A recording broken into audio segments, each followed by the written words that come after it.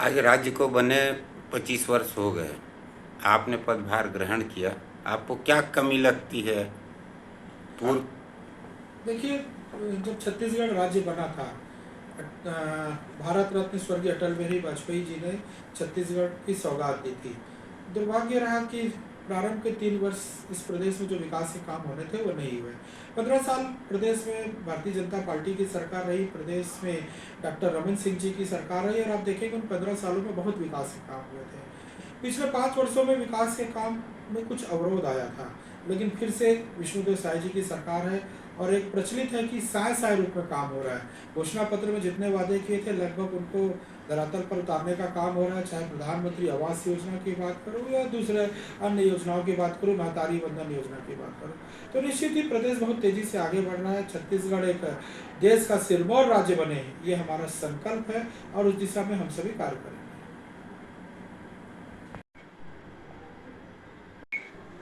स्वागत है आपको अब तक एक्सप्रेस न्यूज़ में। और सबसे पहले आप यहाँ के अध्यक्ष बने, उनके लिए बधाई। शुक्रिया। अल्पसंख्यक आयोग के दायित्व में आप बैठे हैं, अल्पसंख्यक के हितों में आपकी क्या सोच है? देश के यशस्वी प्रधानमंत्री माननीय नरेंद्र मोदी जी की एक सोच है, सबका साथ, सबका विश्वास और सबके साथ काम करना, और उन्हीं नीतियों को लेकर हम लोग आगे बढ़ रहे हैं।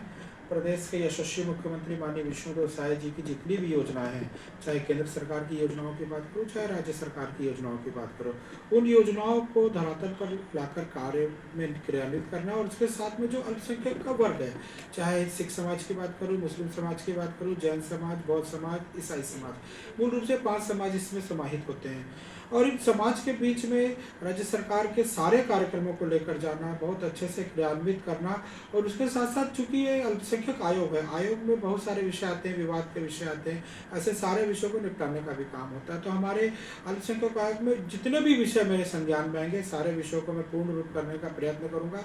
उसके साथ साथ जो 33 हमारे जिले हैं, उन जिलों में लगातार प्रवास की एक योजना बन रही है। आने वाले अगले महीने में लगभग मेरा प्रयास रहेगा कि हर जिले में, हर निचले स्तर तक जाऊं, वहां के लोगों से मिलूं, वहां जिलों की जो समीक्षा बैठकें होती हैं, उन समीक्षा बैठकों में सम्मिलित हों और अल्पसंख्यकों के हितों के लिए जितना ज़्यादा हो सके हम प्रयास कर सकें। आप एक जमीनी कार्यकर्ता रहे और पार्टी में निरंतर आपने सेवा दी। आप इस कुर्सी में जो बैठे हैं, किस रूप में देखते हैं?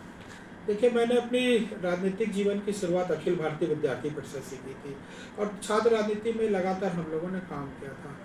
अपने सामाजिक सेवा क्षेत्र की बात करूं या फिर संघ के विभिन्न दायित्वों की बात करूं, स्वदेशी जागरण मंच में भी मैंने लंबा समय दिया, युवा मोर्चा, फिर उसके बाद भारतीय जनता पार्टी, और पिछले चुनाव में भी संगठन ने मुझ पर बड़ी जिम्मेदारी थी। विधानसभा और लोकसभा चुनाव में एक बड़ी जिम्मेदारी के रूप में बसना विधानसभा से मुझे प्रभारी बनाया था।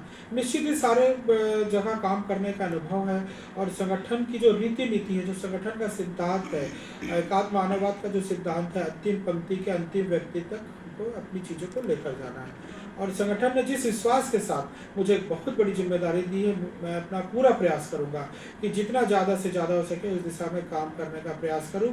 और सबसे बड़ी बात यह है कि कार्य की जो अवधि होती है, मैं लगभग सुबह 11 बजे यहाँ जाता हूँ ऑफिस में, और जितना समय हो सकता है यहाँ पर जो मिलने जुलने वाले आते हैं, जिनकी समस्याएं हैं, उन समस्याओं को सुनता हूँ, उनके निराकरण का पूरा प्रयास करता हूँ। इसके साथ ही जो अपने अलग अलग जिले हैं, अलग अलग क्षेत्र, वहाँ भी जाने का प्रयास कर रहा हूँ। इसलिए कुल मिला के यह कह सकता हूँ कि संगठन ने मुझ पर अब तक जो विश्वास जताया, उसको पूर्ण रूपेण सार्थक रूप से पूरा करने का प्रयास करूँगा। तो मूल रूप से मतलब केंद्र सरकार और राज्य सरकार की जो रीति नीति है अल्पसंख्यकों को लिए, उनको आगे बढ़ाना मतलब आपका ध्येय होगा। मतलब अभी जैसे सम टाइम आपको हुए हैं इस आयोग में जो बैठे, तो किस टाइप में क्या मूवमेंट और रूपरेखा? देखिए, मैंने पहले कहा कि अल्पसंख्यक आयोग एक आयोग है, चूँकि आयोग में विवाद के विषय ज़्यादातर आते हैं और हम उन विषयों को निपटारा करने का काम करते हैं। लेकिन इसके साथ ही अल्पसंख्यकों की 15 सूत्री योजनाएं हैं, उन 15 सूत्री योजनाओं की जिलों में समीक्षा होती है। तो प्रयास रहेगा कि जिलों में, प्रत्येक जिलों में समीक्षा बैठकें हो जाए, उनके हितों के लिए काम प्रारंभ हो जाए। और उसके साथ ही सिर्फ अल्पसंख्यकों के क्षेत्र की बात नहीं करूँगा, देश के प्रधानमंत्री और माननीय मुख्यमंत्री जी ने भी बहुत सारी योजनाओं को धरातल पर दिया है।